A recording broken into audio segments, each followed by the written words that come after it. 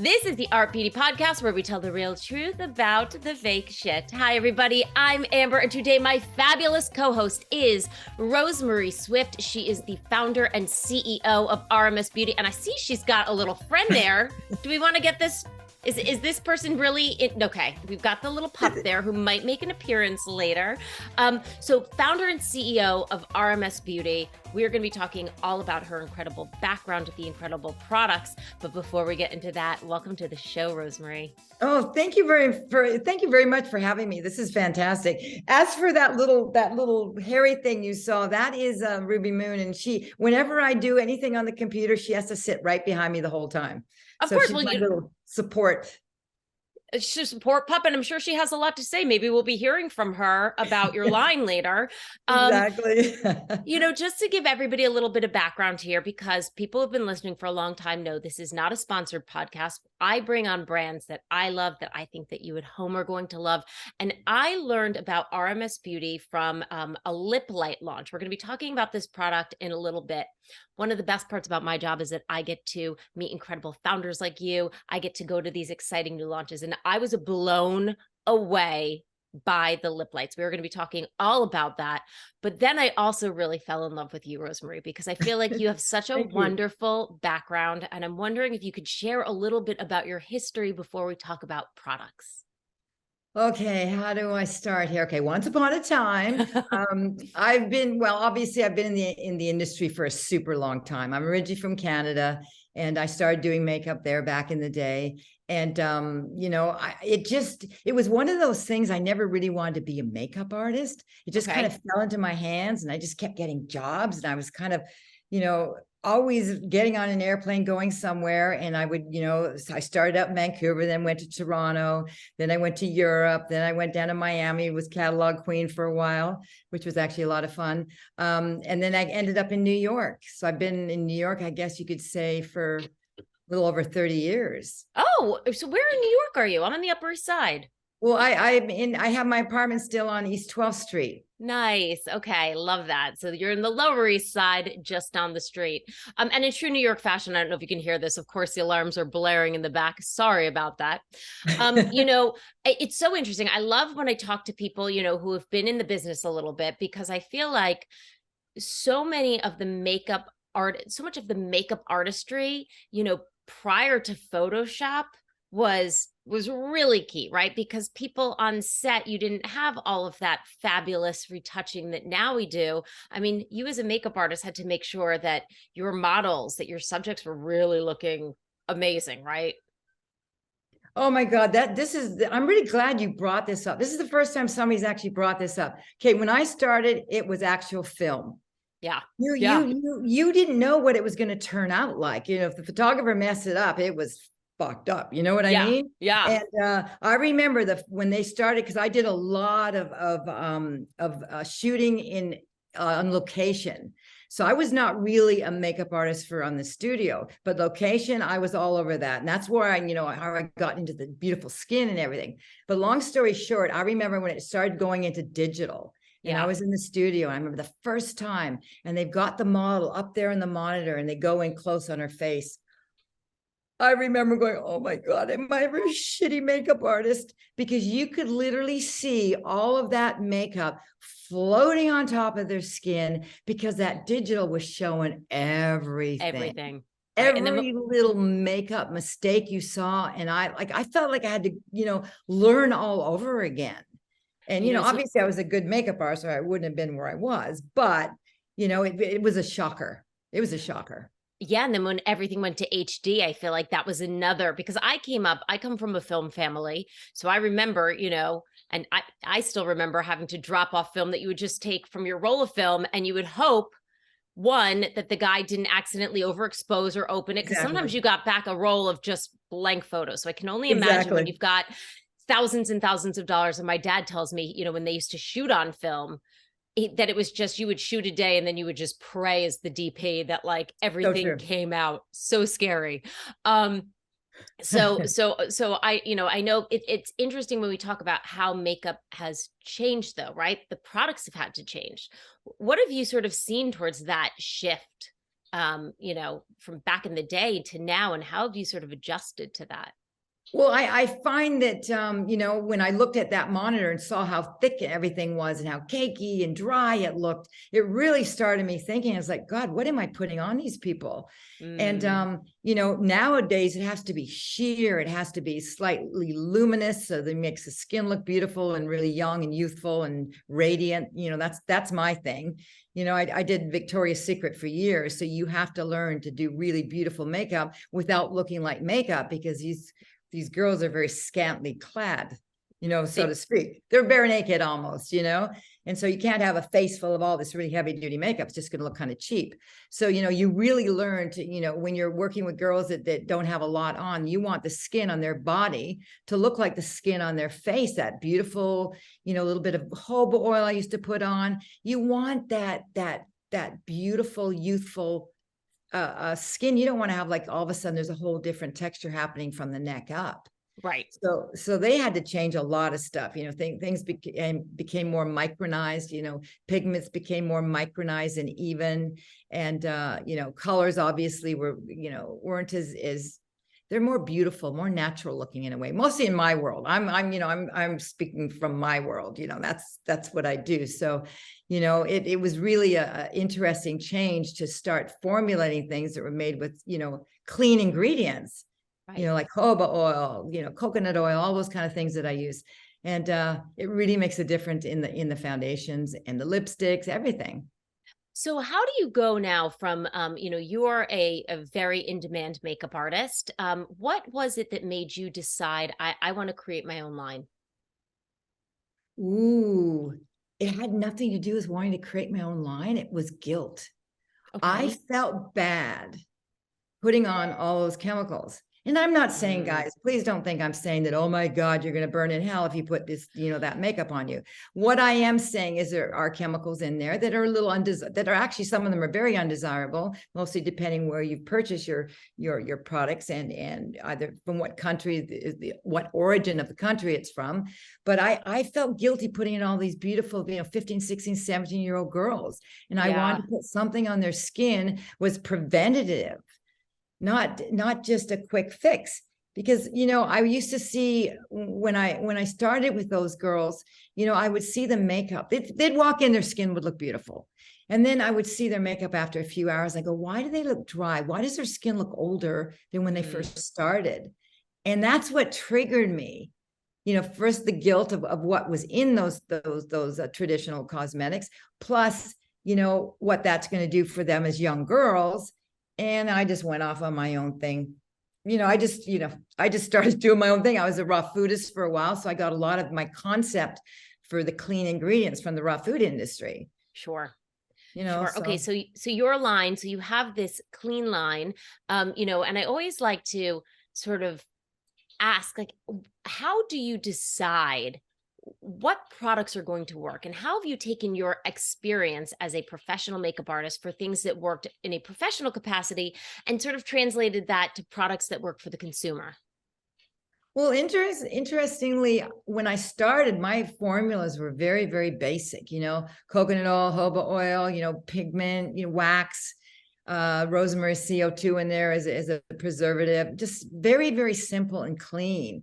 And then as, you know, the years went by and things started opening up for the clean beauty industry, you know, a lot of new innovations started coming about. It started really slowly, but now it's there. Right. So now I'm doing things that, you know, I've got ingredients in there that have been, you know, how do I say, just more advanced rather than my hippie formula that I had at the Sure. beginning, which is Yeah. still hanging in there, tried and true. But, you know, I want to expand on it. And so I want to just do products where people would say, hey, this is user friendly. This is fashion forward. This is preventative. This is moisturizing and nourishing for the skin. It's good for your body. All those kind of you know, concepts I really had to consider. Now, I like to keep it I keep it real with everybody. So I've only had limited experience with your line. The thing that I fell in love with was the lip lights. It was actually the first product that I tried from your line. And you know, for people who've been listening forever, I hate lipstick. I hate wearing lipstick. I'm a lip biter. It's disgusting. I know it. But I feel like I've tried every lip gloss and lip tint under the sun. And I don't know if you can see here how much I've used this already. And we just had that. When did these launch? Recently? Yeah, just like, yeah, about a month ago, I think. But okay, Maybe so a a month month. ago. So you can see I've already had to like bend it down because this is my everyday, every time I have to be on camera. I'm wearing the lip lights right now. This is in the bear shade. It is Mhm. game changing. So this has it's just a little bit of pigment that like I can walk to the grocery store in this and know that my lips are hydrated and have just a little bit of sheer pigment, or I can be doing the podcast right now, you know, or full glam for a new beauty show. I feel like this has been a game changer. Also, it's so fun. The packaging feels like kind of like what you would get from like you know, a professional makeup artist store, right? Like I love the little tubes. Exactly. Yeah, the tubes. Yeah. Why did you create this? Well, for one thing, the tubes are because they're, I wanted it recyclable. So Right. those are Oh, okay. aluminum, so they're recyclable. So we're trying, help out the the world here. And but what's interesting about that is I've always had really bad chapped lips. It didn't matter what I put on, it didn't matter how Same. great the lip gloss was or the lip balm or whatever product I was putting on my lips were permanently chapped. That's just the way I am. And I also, if you look at my portfolio, I don't have a lot of shots with lip gloss. And in fact, I think I have hardly any, if any at all. I've Okay. never been really a lip gloss girl because I thought lip gloss was just so like shiny that it almost to me, it looks a little cheap. Yeah, And I well, want and something, juvenile. Yeah. yeah, and Too young. shiny, Yeah. too shiny. Yeah, yeah. Too shiny and it's more for young girls. I don't Yeah. see a woman my age really having a mouthful of gloss. You know what I mean? Right. So I wanted to do something that, had a treatment in it, obviously, so that your lips wouldn't be chapped and that had just this elegance and sophistication in the shine and the gloss so that it wasn't over the top. And, we put a little bit of a plumper in there. It's a stingless plumper. So you're not going to have that young girl thing where it actually stings your lips. We I thought, hate okay, that, by we'll the leave way. that for the young girls. We want to go into the older lady, a little bit, a little bit more refined territory. So it's a little bit of a plumper that does not sting. I And love that. I had no idea. And you know what? I'm glad you're talking about this because, you know, you mentioned before that you worked with the Victoria's Secret models who are, well, you know, actually now, you know, now they have diverse ages, but you know, let's say they're younger, right? They're not really doing this in their 40s, 50s plus. And makeup when we get into our 40s, 50s plus it's different than our 20s and 30s. So do you it's think different. your line is really kind of geared for maybe a more mature woman as well? Well, actually, I like to say it's great for mature women because of the nourishing properties and the moisturizing properties, hydration properties. But it's also really good for the younger girls because I keep it modern and fashion forward. But it's also because it's preventative. Yeah. Okay. They're not gonna, there's no, there's not ingredients in there. They're going to dry up their, underneath their eyes or give them, really dried up eyelids. Or I always call it chicken skin eyelids by the time they're 35. So I always say, if you have oily lid, embrace that oily lid. I'm telling you guys, you don't want to have a dried up lid when you're older. Even at my age, I'm glad I don't have dried up chicken skin eyelids. Isn't it so funny though? I find that, you know, when we were, or at least when I was younger, like I wanted everything to be matte, right? You don't want the shine because your skin is naturally gorgeous and luminous. And then as you start to get older, you're like, how do I look glowy? How do I look dewy? How do I get that sort of luminosity back? You know, it's kind of like we always want what we don't have, right? Oh yeah, so true. But back in the days with makeup, basically makeup was put on like a mask. You'd be very pale, Yeah. and obviously the way I wear my makeup is very, reminiscent of the olden days. And I've kind of this is just my style and what I do the best. But you slowly start seeing everybody was drinking green juices, everybody was being very healthy and doing exercises. And then it started working out not just the body, but we're also going to do things for our faces. So that's when, the healthy food came in. And so it really turned a whole generation of fashion thinkers or makeup thinkers into redoing the idea of a matte foundation. And they want a little bit of that glow. It shows health. It shows that, your skin is doing what it's doing. It's radiant. Yeah. And I think we're still there at that place. I still don't see so much being done on the foundation department, except if you look at Instagram, but that's a whole different creative vehicle. It's not Isn't what it you'd really wear in amazing? real life. Instagram is so wild. I feel like sometimes there are great things. But then I'm watching all these young girls, like, dripping the makeup on, and I'm like, I, I mean, I guess it's cool. It's like an art form for them. And I remember when I was younger, I would put on really weird makeup. I put on a stripe of makeup that was dark going here, and then a medium color in the middle, and then a bright color on the outside. It looked ridiculous, but at the time I thought it was fabulous. But some of these kids, I have to say, are very, very good at doing makeup. And insanely good. Yeah, insanely good. Exactly. That's the better word for it, for sure. Most of the real creative stuff, I just like, whoa, I could never do that. I also don't have the patience for it. But I've noticed that a lot of them now are embracing the cleaner brand. They're asking for my products. They're doing, Instagram posts using RMS Beauty, and the skin is becoming more beautiful. Because I always, when I do a training, I always tell people, guys, you want your skin to look beautiful. Skin is sensual, it's sexual. If you have it all covered up, it's not so attractive. Like, you can do big, huge brows, and you can do big lips and contour all you want. Do all that stuff, lashes for days, but keep your skin looking beautiful. Yeah. That is what's sexy and sensual. Yeah, it's so funny. I had a makeup artist I worked with once, and she was like, I always want my clients to go out and have people say, "You look beautiful," not "Your makeup looks beautiful." Exactly. A little bit of a change, right? But, we want to make sure that we're embracing our own inner beauty. And I do love that, from what I've learned with your products. So let's talk about some of sort of the stars that you think of the line. And then I know we've got some exciting new launches that just launched that I want to talk about too. So what would you say, in terms of the RMS Beauty, if somebody was new to the brand, if they were trying out, are there any hero products that you kind of recommend? Yes, I'm going to say I have probably two products that put me on the map. One was my Living Luminizer. Okay. And this is basically my cult hero, so to speak. It definitely put me on the map. And I did this back in the days of doing Victoria's Secret, where, I wanted to give a glow on their body, or on their faces, when I just had put a little bit of coconut oil, or I'm not coconut oil. I use jojoba oil because of the yellow seed, and it's got that beautiful warmth.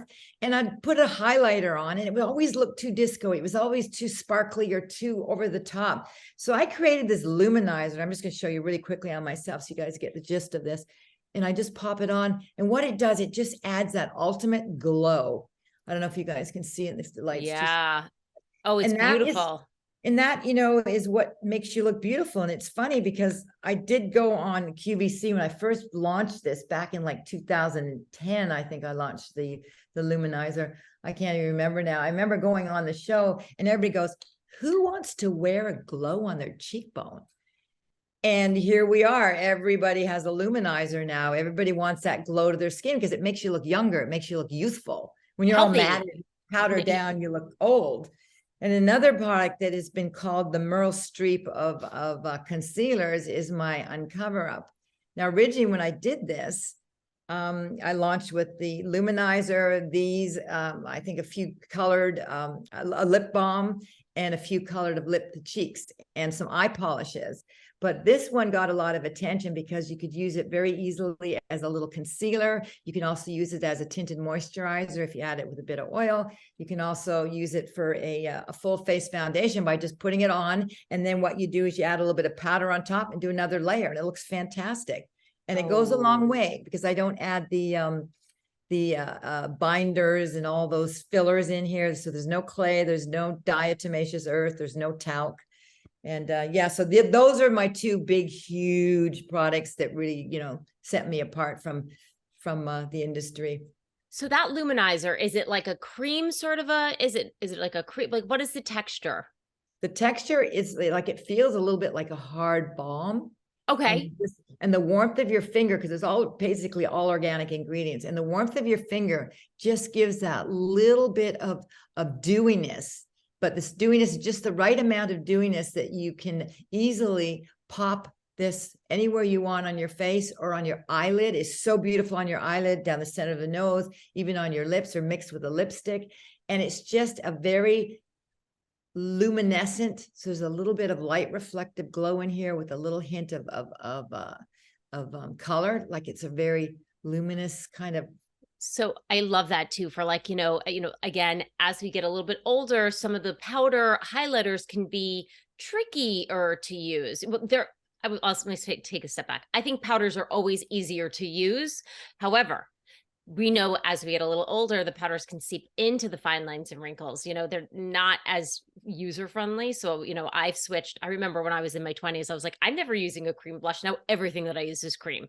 Cream is nicer. It makes the skin look more moist. And it's more friendly for, Yeah. as we start to get a little bit older. So that's more of like like you said, like a balm cream that you apply on. Love that. Love But it. people don't realize that when they buy a powder foundation or a powder blush, that those are baked. You hear the word baked all the time. I wouldn't go near baking for $1 million because what happens, that means that product's been put into heat.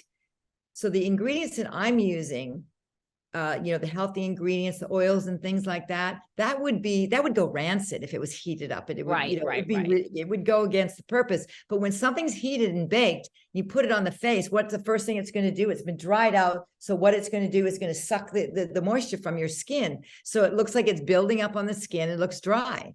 Right. This is why I completely avoid them. Got it. So let's now talk about, I know that you said the lip lights launched a month ago. I have to ask about this because, I know we have a new launch coming up that just rolled off my table, but how gorgeous is this Redimension Hydro Powder Blush? Tell us about this. This is, I opened it and I was like, how gorgeous is that? Those are amazing. Those have done extremely well. Now, that's a perfect example of not being baked. Okay. That's a new technology that is gel to powder. So it has long wear of a powder, yet it has that moisturizing properties of a cream. So this goes on beautiful. Now, what I did with that is a new technology where when that's created, it's almost like a see-through piece of if you where's one here? Hold on. It's like, it feels a little rubbery. I've been using it. Sorry, guys. I put a little bit of myself earlier. And so what happens is it's almost kind of a see-through so that you don't have all the fillers and binders in there. So when you get this, the color is just the color, the highlights, and the lowlights. So I could take the palest color, put it on the darkest skin, and it won't go white or ashy looking. It'll just be true color. So those are really unique in the industry. And we're the first ones to come out with that kind of technology in the clean beauty industry. So we're super excited about those. I'm dying to try this. I wanted to keep it like nice and fresh looking, so I didn't try it. But how many shades does this come in? I gotta say, like, I wonder if this would be dark or does it kind of apply sheer?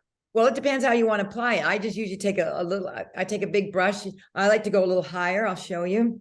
Hold on, where is the one I was using? I'll just take this. I like to take it a little bit on the brush.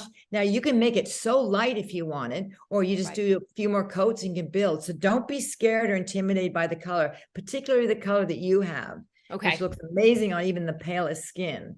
But just apply lightly, give it a little wash, and you'll have an automatic highlight in there also. So it's not just a matte powder. Right. So it's giving this dimension that's very radiant. It's very almost, how do you say?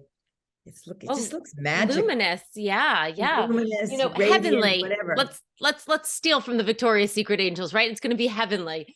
Exactly. And then I have to thank you because I think that this is a game changer. So your products now come with a refill recharge. So we know, as consumers, we're getting smarter. We understand the toll our, love affair with all things beauty is taking on the environment. Thank you for doing that. Yeah, we're really trying to be really attentive to keeping everything as clean as possible for everybody, including the ingredients. So, and now tell us about this new launch. We had something that just launched about a week ago, 2 weeks ago. They just rolled off the table. Let me grab them. Okay. But tell us why you're telling us about them. Okay, so these are as a makeup artist, when I do lips and expand on a lip, to make them look fuller or whatever, or change the shape, I want to have the same color as the lips. I don't like to use a synthetic color and put it all around that matches the lipstick. I like to make the lips look bigger and it looks like the real lips. So we came up with these. As you can see, there's 6 colors altogether, actually 7. And They're amazing because I've really directed this onto how do I word this? I wanted these to look like the colors of people's lips. I didn't want some big bright line all around the outside. So as lipstick wears out or whatever you put on there, it's not going to have that synthetic line around the outside of the mouth, because I think that is the worst thing to see on a mouth. Well, it's like very reminiscent of the 90s, right? Exactly. You know, when we used to do that like dark lip line. What was it? It wasn't rum raisin. There was one color that everybody was using. I have no idea. Rum raisin was that, you know, it was like a Revlon color, but I forget, it was like maybe who made it famous? Maybe it was like Paula Abdul made this color so famous. Anyway, but yes, I also don't like this. So these are very sort of neutral shades, if you will. Well, what you're talking about is really interesting, because I did do a deeper tone. And this is called the Midnight Nude. Okay. I call the whole thing Let's Get Nude, kind of like go nude lip pencils. And what this is a darker color. I actually put this on myself the other day with one of my lip lights. Excuse me, with one of my lip lights. It looked amazing. And I thought, oh my God, I just drew a darker lip around my mouth. I'm 68 years old and it looked fabulous. Yeah. And I think it just has to be the right colors. And like I said, you know, if you have really pale skin, pop that on with it, with maybe even the one that's just the pH adjuster. I love, so is that the Bear? The Bear, yeah. Bear is like my all-time go-to. And you know what is so nice, because of course I got this like minutes before your podcast and I immediately threw on, I'm wearing this one right now in the Sunrise Nude. What I loved about this pencil though, and you can see here, they go on really nice and smooth. So it doesn't feel like a dried pencil. So I was able to kind of bump it around my lip, but also blend it into my lip. So if you were doing something like the nude, you can sort of use this with maybe a little gloss on top of it as your lipstick. You don't need a lipstick. Exactly. This is it. Easy. And even easy that breezy. fade, that blendable fade from a little bit of a darker tone, just to give some contour to your lip and really build it up a bit. And just to have that slightly fade out into any of the lip lights is amazing. I have to ask, so I don't know if I've ever seen this on a lip pencil before. The brush. Okay, tell me. Yeah. Let me explain that. If you see some makeup artists work, you'll see that they will go in and they'll pop on a little V in the center, right? So I like to have somebody start with taking that little end, and it's very firm, it's not soft, and then going, hold on, where's my mirror? I'm going to use a mirror that's not so pretty. I need a magnifying mirror, guys. Okay, and I'm going to go just like, and that gives that little line in here that you want before you go and paint your lips. And that way you have that little V that's just doing that accent for the center to center it, and make sure you're getting the right height. You just take that and go boom, boom, right over the bow. Okay. Now, this is also for the two other things. You could use it as a brush if you want, but I don't like to. I like to use my finger, or I like to use a big brush to put on my lips. It goes on easier. But as an older person, I have wrinkles. So when I put on a pencil, what happens is you get that rickety kind of line. It gets rickety because of the little lines that kind of, yeah. It's like little riverbeds. You take this pencil, or I mean on the brush, and you go like that. And there's not one single rickety little thing from this. Try it. You know where I'm noticing the ricketiness really, oh, that's lovely. Is on my eyes. The ricketiness. So I notice the ricketiness now really badly when I try to put on eyeliner, right? If I try to put on an eyeliner, it ain't so smooth anymore as it used to be. You know what I always tell, as we get older, and you're still really young, honey bunchkins, you're still a munchkin, but when you get to my age, I always tell women, stop going for that cat eye. Leave that for the young girls. If you want that black, smoky, look, just soften it. Get we have our little black ones here that, this is what I will use. And I don't know if you can see it, but I put just a little on the end just to pull the eyes a little bit. But I'll take the little spoolie on the end and smudge it, because it looks so much better on an older woman rather than trying to do a cat eye over all the little wrinkles. Then you get the wrinkles going down here, so you can't. It's just nicer just to soften it, smoke it out a bit, and it looks more sexy, I think, on an older woman.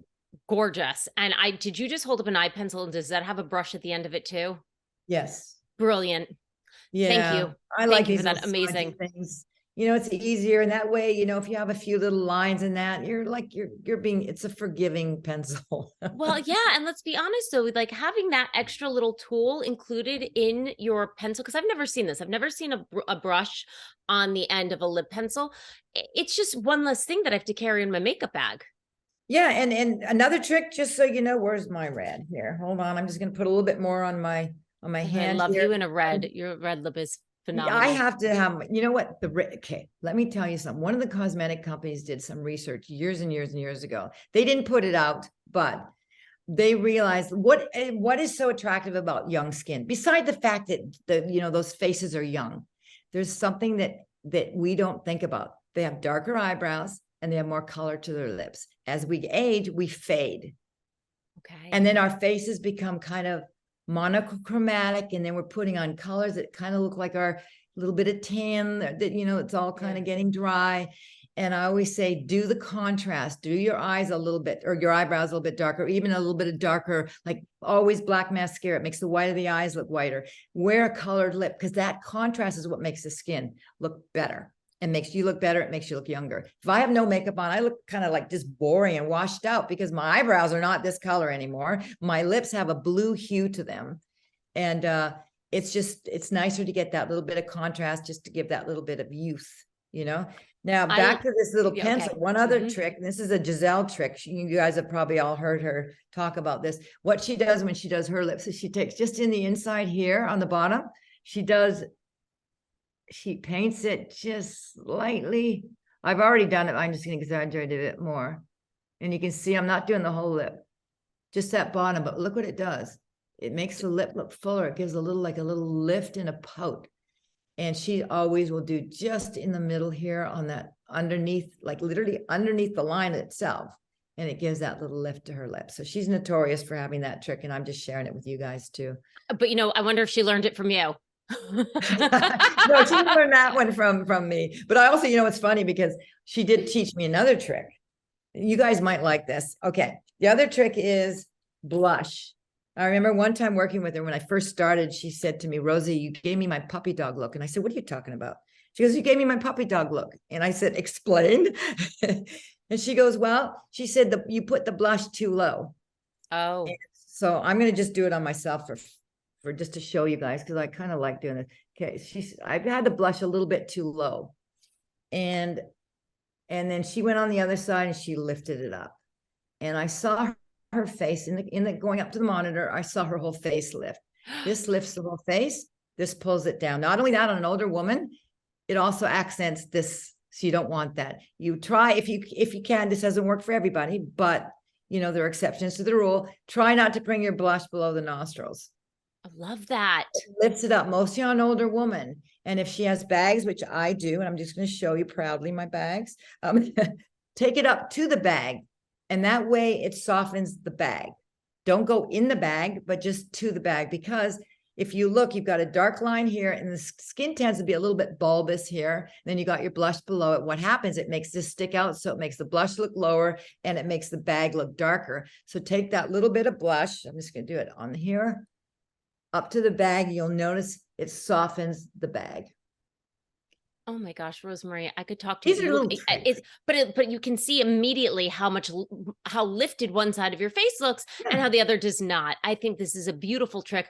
Also, I know my mama's listening right now, and my biggest memory of my mother is that she always wore red lipstick, and she stopped when she was a little bit older. But Mama, look at Rosemary; she is showing you can still wear that red. The brush will blush it through, and you're good to go. Well, another thing, sweetheart, sorry to interrupt, but on this red topic with red lips, I always tell people can wear a red lip. It depends how sheer or how opaque it is. It depends on what color of red it is, whether it's an orange-based red, whether it's a blue-based red. Yeah. You can find a red in most of the time that will match somebody. Yeah, agree to agree, and wear that red lip proudly. Rosemary, it has been such a pleasure. I could get tips from you all day long. If people want to know more about your products, any of the products we talked about, if they want to know more about you and your brand, where can they go? Oh my God, Instagram at RMS Beauty, our website, TikTok at RMS Beauty too, and or just watch some of the videos I'm doing lately. There's a lot of stuff coming up. So I'm trying to give more of my tricks away. You know, a lot of makeup artists, we hang on to our little tricks and keep them secret. Now I'm at the age, I don't care anymore. You can have all my tricks. I know tons of them. I've got tons of tricks. Amazing. I want to thank you so much. You were just a pleasure and a joy to have on today. Oh, thank you for having me, sweetheart. I really appreciate it. It was fun. And if you have any questions at home that you want me to pass on to Rosemary or any of her team, I'm happy to do so. You can email me at hello@artbeautypodcast.com. You can find us on Facebook, Instagram, and YouTube at Art Beauty Podcast. And as always, we will see you next Tuesday, hopefully looking a little bit more luminous and lifted. Bye. Bye, everybody. Thank you.